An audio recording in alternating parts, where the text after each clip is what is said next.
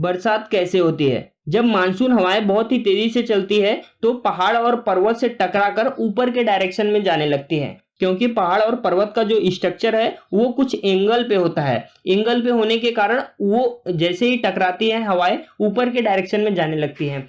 हवा में एयर के मॉलिक्यूल्स भी होते हैं और भी दूसरे दूसरे एलिमेंट के मॉलिक्यूल होते हैं। हमें पता है कि जैसे जैसे हम ऊपर की तरफ आसमान की तरफ जाने लगते हैं वैसे वैसे टेम्परेचर अपने आप ही कम होने लगता है। अगर हम 165 मीटर आसमान की तरफ ऊपर जाते हैं तो 1 डिग्री सेंटीग्रेड तापमान कम हो जाता है। उसके बाद फिर से अगर उसके ऊपर हम 165 मीटर ऊपर जाते हैं फिर से 1 डिग्री सेंटीग्रेड तापमान कम हो जाता है। और यही एयर के मॉलिक्यूल जैसे जैसे आसमान में जाते हैं वैसे वैसे वो टेम्परेचर कम होने की वजह से वो ठंडे हो जाते हैं। ठंडे होने के बाद जो वाटर के मॉलिक्यूल्स रहते हैं गैस के फॉर्म में वो कन्वर्ट हो जाते हैं लिक्विड के फॉर्म में। आपको पता है सबसे ज्यादा गर्मी अप्रैल और मई के महीने में ही होती है, तो सबसे ज्यादा जो एयर है वो अप्रैल और मई के महीने में ही आसमान में जाते हैं। उसके बाद ही जून और जुलाई के महीने में बहुत ज्यादा बारिश होती है, क्योंकि जैसे जैसे वो ऊपर जाते हैं एयर से वो लिक्विड फॉर्म में हो जाते हैं वाटर के मॉलिक्यूल।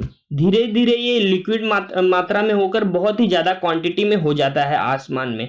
और ठंडी होने के कारण जो बादलों में बहुत ही ज्यादा उनका वजन होने की वजह से और धीरे धीरे जैसे वो ज्यादा ठंडी हो जाती हैं फिर उसके बाद ही बारिश होती है। मानसून हवाएं जो एयर के मॉलिक्यूल्स होते हैं वो बहुत ही ज्यादा मात्रा में होते हैं, इसलिए बारिश के मौसम में बहुत ही ज्यादा तेजी से बारिश होती है। ऐसे ही अमेजिंग फैक्ट जानने के लिए हमारे चैनल को सब्सक्राइब करें, इस वीडियो को लाइक करें और अपने दोस्तों के साथ जरूर शेयर करें।